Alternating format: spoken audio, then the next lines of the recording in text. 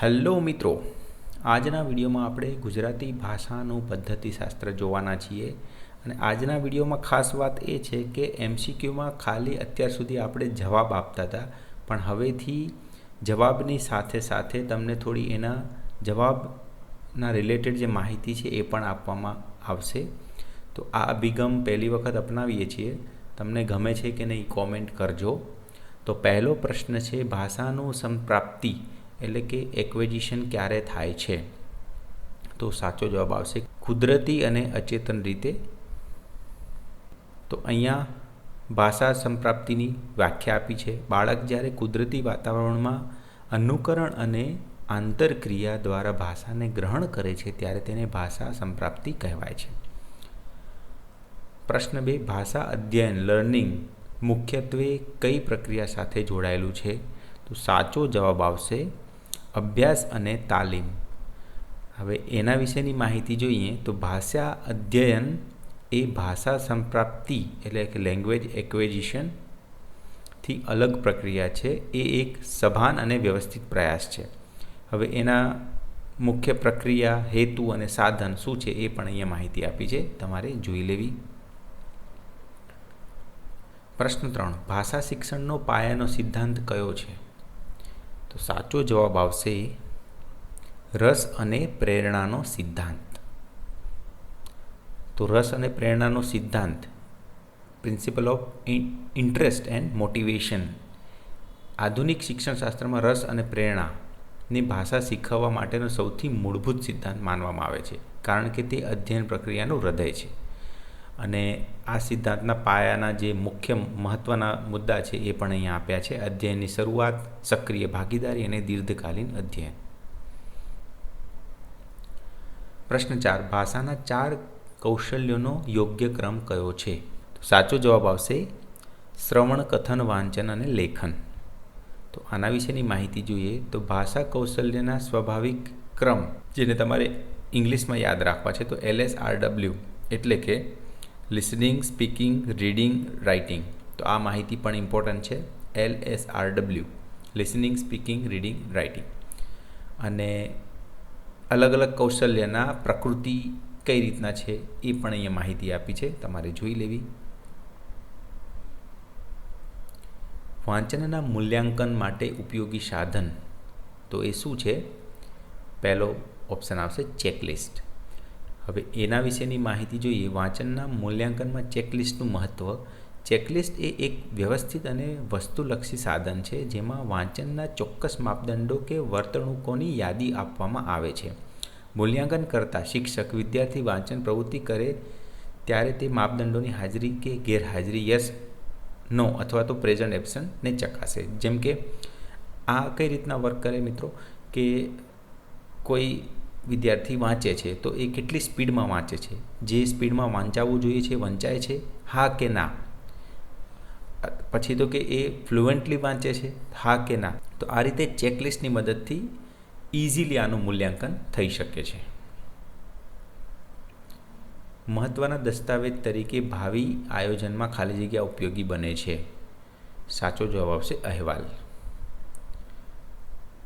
પ્રશ્ન 7, ભારતમાં કુલ ઉપનિષદોની સંખ્યા કેટલી છે? તો સાચો જવાબ આવશે ઓપ્શન એ 108.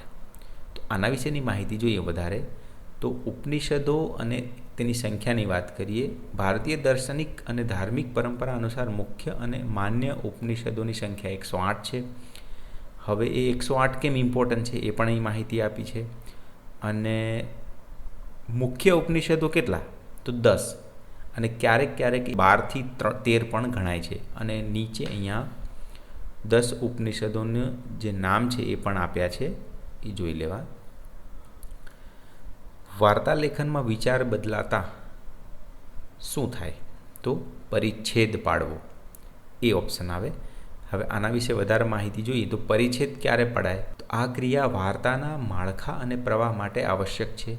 તો 4 ઓપ્શનમાં શું શું ઇમ્પોર્ટન્ટ છે એ આપી છે, માહિતી જોઈ લેવી. જેમ કે હાંસિયામાં ઉલ્લેખ કરવો, આ માત્ર નોટ્સ લેવા અથવા એડિટિંગ માટે વપરાય છે, વાર્તાના મુખ્ય લેખનનો ભાગ નથી. શીર્ષક બદલવું, શીર્ષક સમગ્ર વાર્તા માટે એક જ હોય, વિચાર બદલવાથી તે બદલાતું નથી. તો આ રીતના માહિતી આપી જોઈ લેવી. પ્રશ્ન 9, ભાષા શીખવવાની કઈ પદ્ધતિને બાળક કેન્દ્રીય ગણવામાં આવે છે? સાચો જવાબ આવશે સંરચનાવાદી પદ્ધતિ.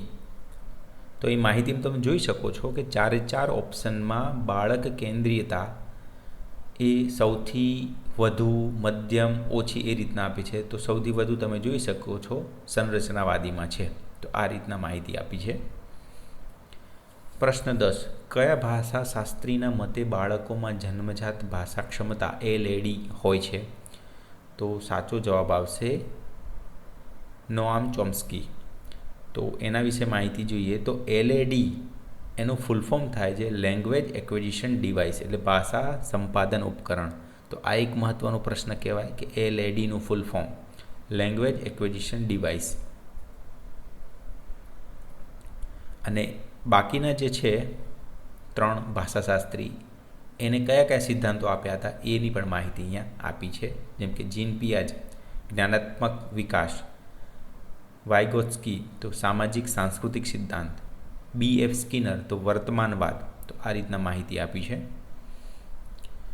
પ્રશ્ન 11, બોલકો વર્ગખંડ ટોકિંગ ક્લાસરૂમનો મુખ્ય હેતુ શું છે?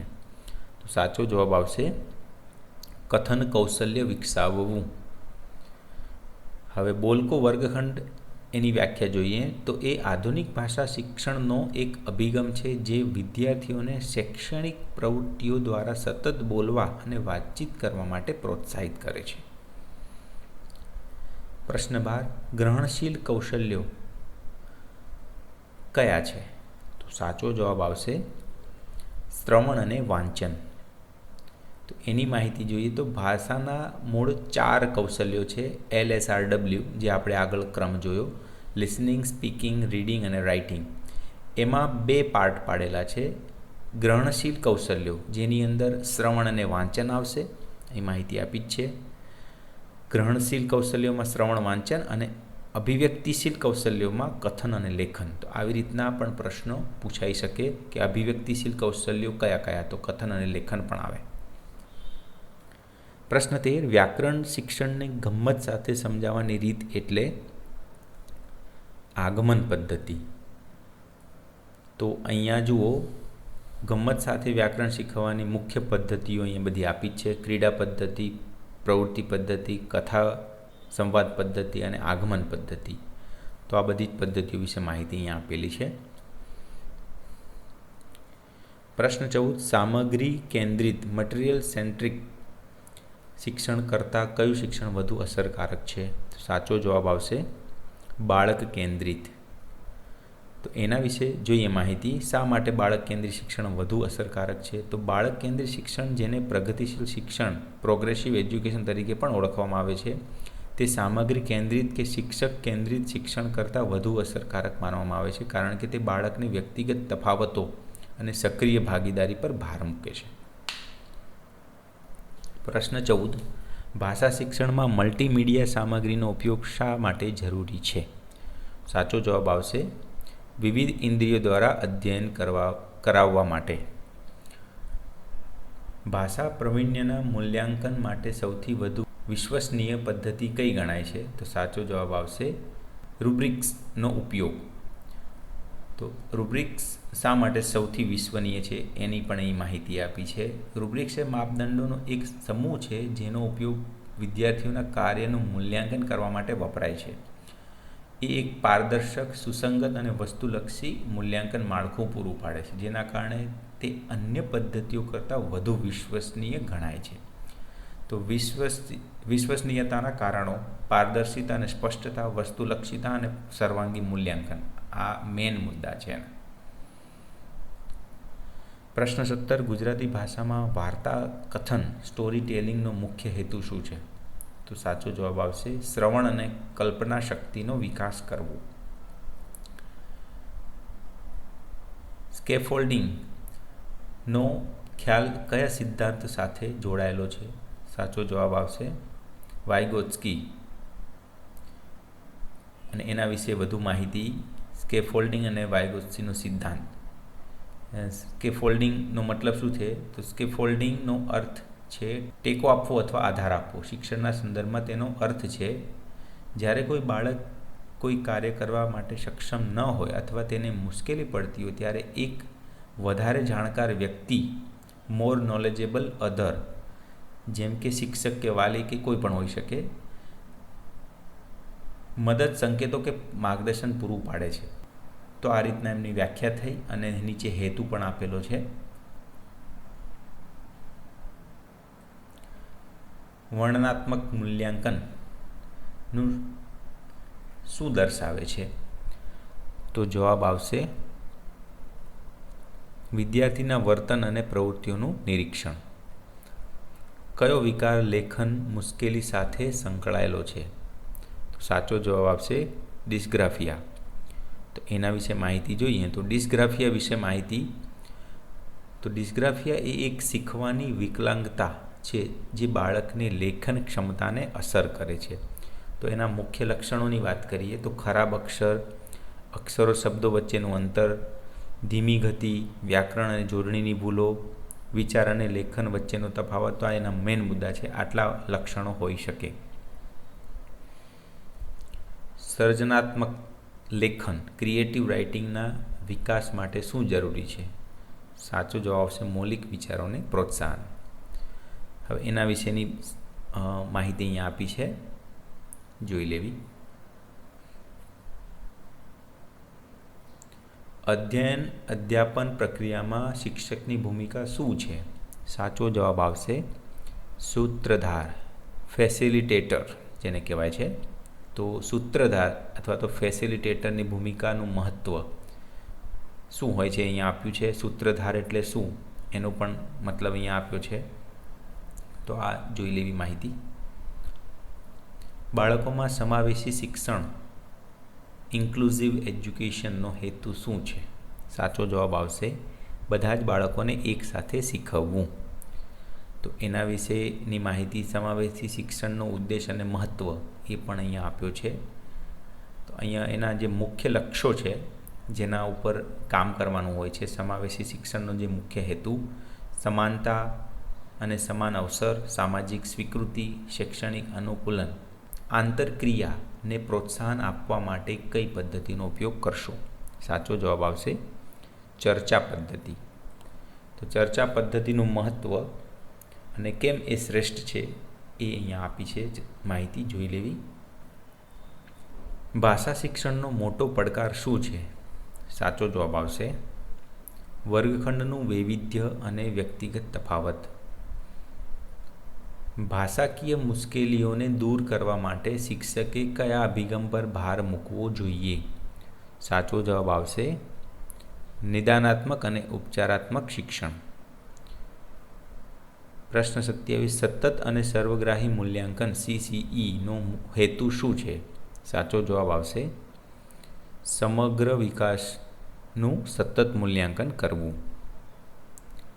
પ્રશ્ન 28 નિદાનાત્મક કસોટી ડાયગ્નોસ્ટિક ટેસ્ટનો મુખ્ય ઉદ્દેશ શું છે? સાચો જવાબ આવશે વિદ્યાર્થીની નબળાઈના મૂળ કારણો શોધવા. પ્રશ્ન 29 ઉપચારાત્મક શિક્ષણ ક્યારે શરૂ કરવું જોઈએ? સાચો જવાબ આવશે નિદાન પછી. અસરકારક TLM કેવું હોવું જોઈએ? સાચો જવાબ આવશે અધ્યાપન હેતુઓને અનુરૂપ અને સરળ. બાળકોને વાક્યરચનાનું જ્ઞાન આપવા માટેની શ્રેષ્ઠ પદ્ધતિ કઈ છે? સાચો જવાબ આવશે રચનાત્મક પ્રવૃત્તિ. પ્રશ્ન 32 વર્ગખંડમાં રિયલ ઓબ્જેક્ટ્સનો ઉપયોગ શા માટે થાય છે? સાચો જવાબ આવશે અમૂર્ત ખ્યાલોને મૂર્ત સ્વરૂપ આપવા. પ્રશ્ન 33 ભાષા શિક્ષણમાં વાતાવરણનો અર્થ શું છે? સાચો જવાબ આવશે વર્ગખંડનું શૈક્ષણિક અને ભાવનાત્મક પરિવેશ.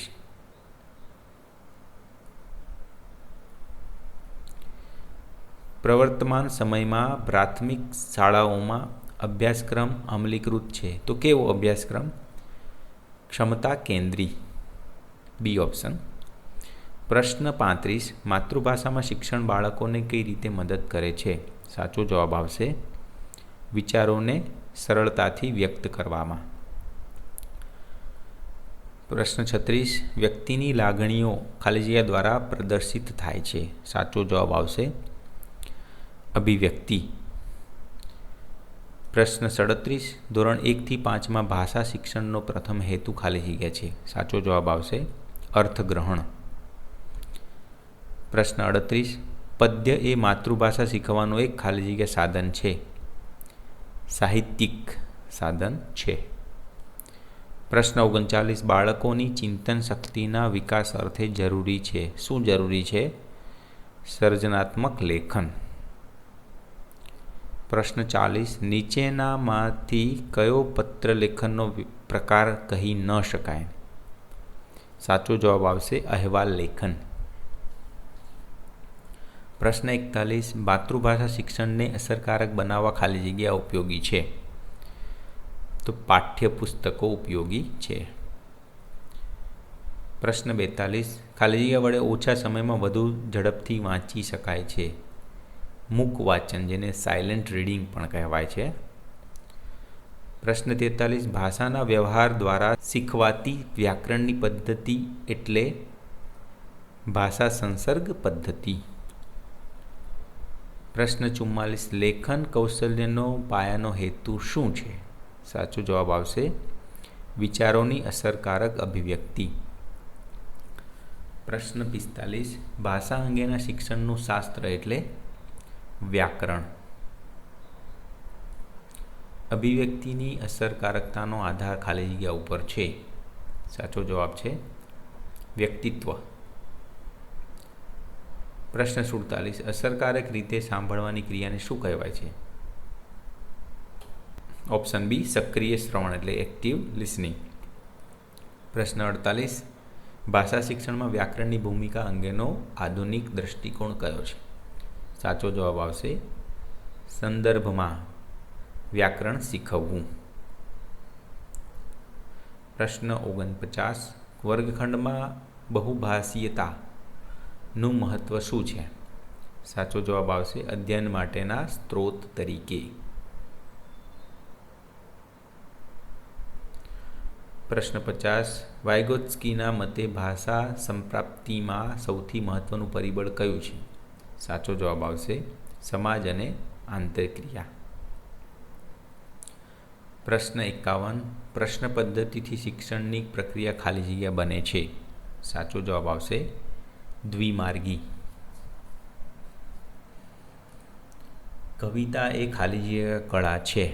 સાચો જવાબ આવશે હૃદયની કળા છે. પ્રશ્ન 53. કથન પદ્ધતિ એ ખાલી જગ્યા છે વિદ્યાર્થી કેન્દ્રી છે.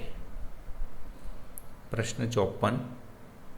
ગીત અભિનય પદ્ધતિની અસરકારકતા વધારવા ખાલી જગ્યા જરૂરી છે. કાવ્યનો અર્ધબોધ. પ્રશ્ન 55. વિદ્યાર્થીઓમાં વાંચન પ્રવાહિતા રીડિંગ ફ્લુએન્સી વધારવા માટે શું જરૂરી છે? સાચો જવાબ આવશે પુનરાવર્તિત અને ઝડપી વાંચન. આગમન પદ્ધતિમાં વ્યાકરણ કેવી રીતે શીખવવામાં આવે છે? તો ઉદાહરણ પરથી નિયમ. આ તો આપણને ખબર છે. અને નિગમનમાં નિયમ પરથી ઉદાહરણ. 57. ડિસ્લેક્સિયા શેના સાથે સંબંધિત વિકાર છે? તો સાચો જવાબ આવશે વાંચન મુશ્કેલી. તો એના વિશેની માહિતી અહીં આપી છે. ડિસ્લેક્સિયા એક શીખવાની વિકલાંગતા લર્નિંગ ડિસેબિલિટી છે જે મુખ્યત્વે વાંચન શબ્દોની ઓળખવા જોડણી અને લખવાની ક્ષમતાને અસર કરે છે. તે બુદ્ધિ સાથે સંબંધિત નથી. બાળકોમાં કોડ સ્વિચિંગનો અર્થ શું છે? સાચો જવાબ છે એક ભાષા બોલતા બોલતા બીજી ભાષાના શબ્દો વાપરવા. પરીક્ષણ ટેસ્ટિંગ અને મૂલ્યાંકન ઇવેલ્યુએશન વચ્ચેનો મુખ્ય તફાવત શું છે? પરીક્ષણ મૂલ્યાંકનનો એક ભાગ છે.